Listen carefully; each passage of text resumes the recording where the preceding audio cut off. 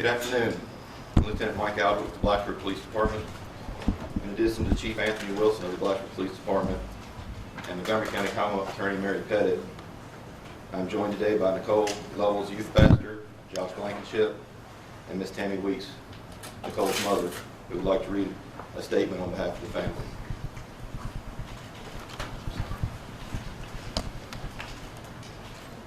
My daughter, Nicole Lovell, Coley is what we call her. She was born May 3rd, 2002. Shortly thereafter, we started to notice changes with her abdomen. After many tests and scans and blood work, she was diagnosed with hemangiopericytoma, a rare tumor in her liver. At the age of 10 months old, Coley received a liver transplant, fought for her life.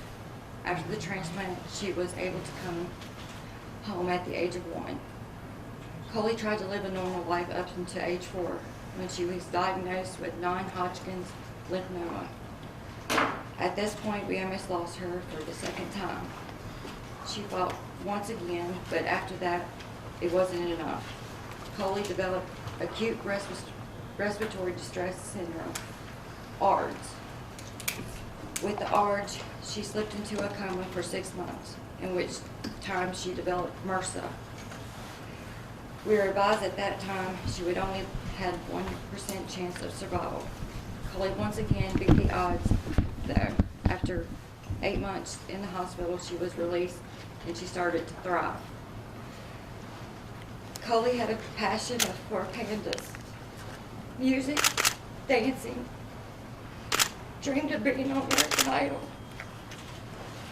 someday. Her favorite color was blue.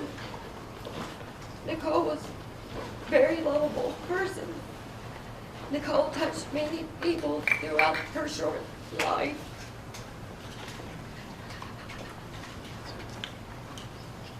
Yeah, I can do that one.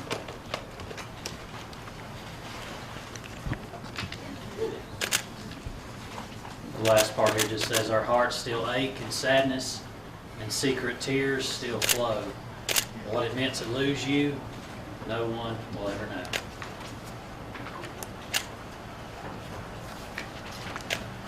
Thank you, Ms. Weeks, and to all the family members for coming this afternoon. This has been such an extremely painful and difficult time for you all. Please know that our department and so many in the community are keeping you in our constant thoughts and prayers. At this time, I'd like to bring Chief Anthony Wilson to the podium. Thank you, Mike. There's no mistaking the anguish this family's had to endure this week since Nicole's initial disappearance, which is why we're asking the media to be respectful of their privacy in the coming days, especially as they prepare for Nicole's funeral. Those arrangements have been made, and we will be releasing that information to the public this afternoon. As we know, many will want to pay the respects and continue to show their support for Nicole's family during these most difficult times. At the family's request, there are media restrictions regarding access and coverage of the various observances, which are detailed in the press release that will be disseminated following this press conference. We appreciate the media's compliance with those restrictions out of respect for this family. So in regards to the investigation, as you know, the Blacksburg Police have made 2 arrests. Local, state, and federal investigators assigned to the case continue to make progress with reconstructing the timeline of those 2 individuals' movements and activities leading up to Nicole's abduction and murder. Investigators continue to pursue the more than 400 leads generated from public tips in this intense investigative process. Our department, along with an impressive number of investigators from multiple agencies assigned to this case, are fully dedicated to seeing justice is done for Nicole and her family. We will maintain that vigilance in the coming days, weeks, months, as we go from investigation to prosecution. On a personal note, as we're not alone as a community in our suffering through horrific events, we will not let this violence define us. This is still the place of anywhere else in this earth that I would live, that I would raise a family, and that I would send my children to college. With that, I'm going to turn over the podium to Commonwealth's Attorney, Mary Pettit.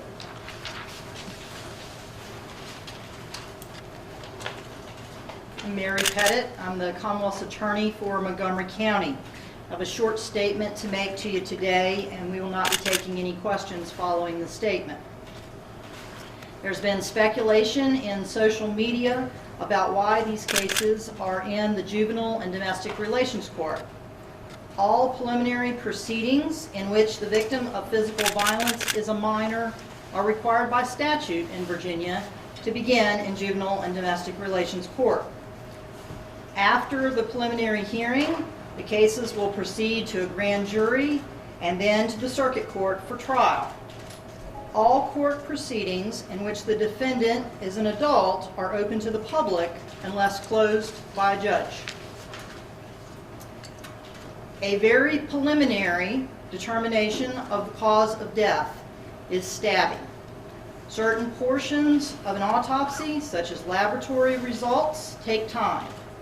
Receipt of a formal report is not anticipated until just prior to the preliminary hearing. David Eisenhower, 18, of Columbia, Maryland, and of Blacksburg, Virginia, was previously charged with first-degree murder in the death of Nicole Lovell. The offense date on his warrant was incorrectly listed as January the 30th. That will be amended in court to read on or about January 27th, which is the same day that Nicole went missing.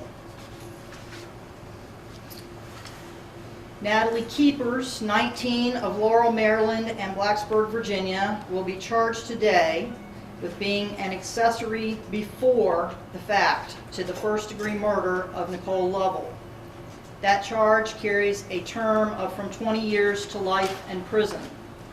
In addition, she remains charged with concealing a dead body, a felony carrying a maximum term of 10 years, and with being an accessory after the fact, a misdemeanor carrying a maximum term of 12 months in jail.